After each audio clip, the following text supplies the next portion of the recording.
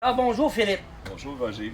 Alors présentement, on va faire une capsule des trucs et conseils parce que là, on a un patio. On a deux choses particulières.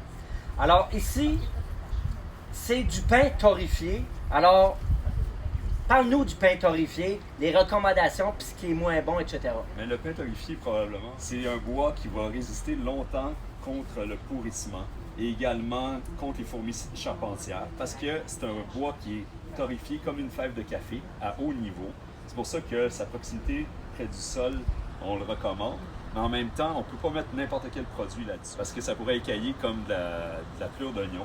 Donc, on demande une préparation par des professionnels tels que toi, mais en même temps, le produit qu'on suggère et qui est préconisé dans ce travail-là, c'est le Wood Plus. Le Wood Plus, parle-nous un peu du Wood Plus en tant que tel. Pourquoi il est fait plus pour le pain justement torréfié? Il est développé justement avec la chimie dans les produits. C'est des huiles naturelles et c'est un produit à base d'eau avec un conducteur pour que ça prenne sur cette matière-là. Et on peut faire le travail en 2 couches la même journée. Donc, ça lui permet d'être efficace et en se préservant justement d'un gros soleil comme on a vu aujourd'hui avec des toiles comme tu viens, tu fais justement en sorte que le produit rentre harmonieusement et qu'il performe. Alors, au niveau de la préparation de surface, c'est sûr qu'on en parle souvent. Comme moi, j'ai un protocole de contrôle de qualité. C'est premièrement le lavage des contaminations. Je lave avec une machine à pression. J'ai de la pression en masse. On va mettre un produit spécifiquement pour régénérer le bois en tant que tel, là, pour aller sortir la saleté et justement les fibres.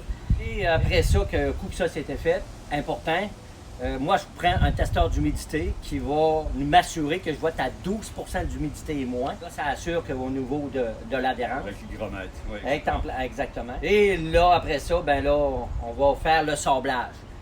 Le sablage, ben ici, moi, personnellement, on m'avait recommandé du 60, mais on a joué dans le 40 et 60 à ce niveau-là. Oui, c'est comme dans les l'industrie. Il y a une progression. On débute avec 40 et on progresse jusqu'à 60. On ne ferme pas la fibre d'avant, c'est correct. Puis après, ben là, regarde, on passe l'aspirateur et après ça, on applique justement le Wood Plus de ce que tu m'avais recommandé. Latte par latte, en y allant pas de manière aléatoire, mais on fait latte par latte en y allant du début jusqu'à la fin, pour pas que ça chevauche. Et c'est sûr que comme aujourd'hui, on avait un gros soleil ardent, alors dans la vidéo, je vais vous mettre un petit vidéo, là, comme de quoi on a installé une immense toile protectrice. De toute manière, je suis pas mal... J'ai pas peur de le dire, d'un premier au Québec qui a commencé à utiliser ces immenses toiles protectrices-là. C'est ce qui assure vraiment une meilleure adhérence et surtout pour pas que la teinture sèche trop rapidement, qu'elle n'ait pas le temps de pénétrer justement. Alors qu'il va faire que ça va scraper en tant que tel la job. C'est ce que l'on fait. Donc, quand on regarde tout ça, avec le 12 d'humidité que tu as mesuré, et pour que le bois performe encore plus, qu'est-ce qu'on suggère? Parce qu'on a la proximité du sol ici, et on est à moins de 3 pieds. On pourrait faire des orifices avec des microcapsules. Qu'est-ce qu'on met à la base de certaines colonnes ou dans les entretoits pour faire évacuer l'air? Vraiment une structure fermée. Et ça, même si on a un bois torréfié, si on est capable de mesurer, pour donner une longévité à la structure et à tout ça, ça serait bien d'aérer. Et ça, c'est un travail très facile avec des scies en porte-pièces, faire les microcapsules et les mettre à chaque 3 pieds. On donnerait une valeur ajoutée au lieu.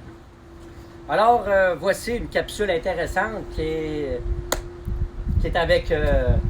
Philippe de la Quincaillerie Rousseau. Alors, présentement, vous êtes situé à... Lambert, sur la rive sud de Montréal.